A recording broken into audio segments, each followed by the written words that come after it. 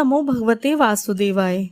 आषाढ़ महीने के शुक्ल पक्ष की एकादशी तिथि को भगवान विष्णु 4 महीने के लिए निद्रा में चले जाते हैं, इसलिए इस एकादशी को देवशयनी एकादशी कहा जाता है। इस बार देवशयनी एकादशी 17 जुलाई बुधवार को मनाई जाएगी।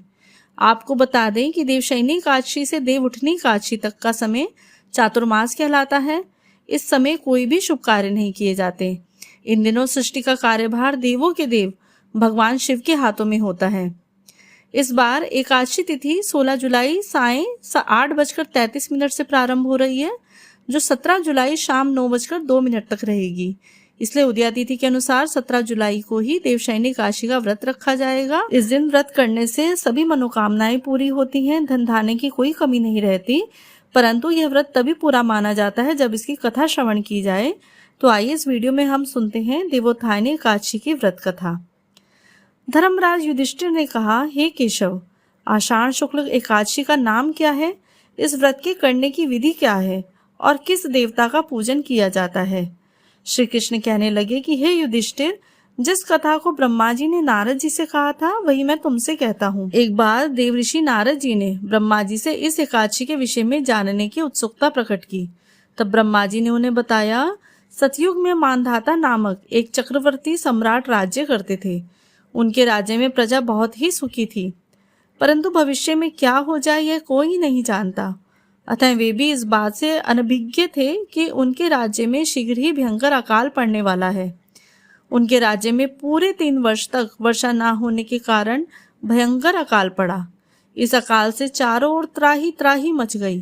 धर्म पक्ष के यज्ञ, हवन, पिंडदान, कथा व्रत आदि में कमी हो गई। जब मुसीबत पड़ी हो तो धार्मिक कार्यों में प्राणी की रुचि कहाँ रह जाती है।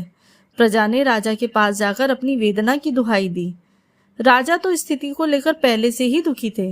वे सोचने लगे, आखिर मैंने ऐसा कौन सा पाप कर्म किया जिसका दंड मुझे इस रूप में मिल रहा है। फिर इस कष्ट से मुक्ति पाने का कोई साधन करने के उद्देश्य से राजा सेना को लेकर जंगल की ओर चल दिए। वहां विचरण करते करते एक दिन वे ब्रह्मा जी के पुत्र अंगिरा ऋषि के आश्रम में पहुंचे और उन्हें साष्टांग प्रणाम किया। ऋषिवर ने आशीर्वचन उपरांत कुशल क्षेम पूछा। फिर जंगल में विचरने वे अपने आश्रम में आने का प्रयोजन जानना चाहा। तब राजा ने हाथ जोड़कर कहा, महात्मन, सभी प्रकार से धर्म का पालन करता हुआ मैं भी अपने राज्य में दुर्भिक्ष का दृश्य देख रहा हूँ। आखिर किस कारण से ऐसा हो रहा है, कृपया इसका समाधान करें। यह सुनकर महर्षि अंगिरा ने कहा, हे राजन, सब युगों से यह उत्तम सतयुग है। इसमें छोटे से पाप का भी बड़ा भयंकर दंड मिलता है। इसमें धर्म अपने चारों चरणों में व्याप्त रहता है। ब्राह्मण के अतिरिक्त किसी अन्य जाति को तप करने का अधिकार नहीं है, जबकि आपके राज्य में एक शूद्र तपस्या कर रहा है। यही कारण है कि आपके राज्य में वर्षा नहीं हो रही है। जब तक वह काल को प्राप्त नहीं होगा तब तक यह दुर्भिक्ष शांत नहीं होगा। दुर्भिक्ष की शांति उसे मारने से ही संभव है। किंतु राजा का हृदय एक नर अपराध शूद्र तपस्वी का शमन करने को तैयार नहीं हुआ। उन्होंने कहा, हे देव, मैं उस निरपराध को मार दूं, यह बात मेरे मन को स्वीकार नहीं।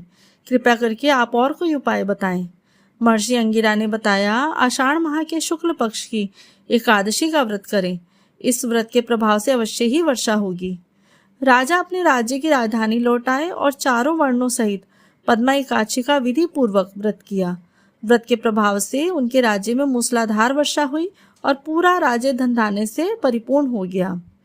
ब्रह्मवैवर्त पुराण में देवशयनी एकादशी के विशेष महात्म्य का वर्णन किया गया है। इस व्रत के प्रभाव से प्राणी की समस्त मनोकामनाएं पूर्ण होती हैं। बोलिए विष्णु भगवान की जय।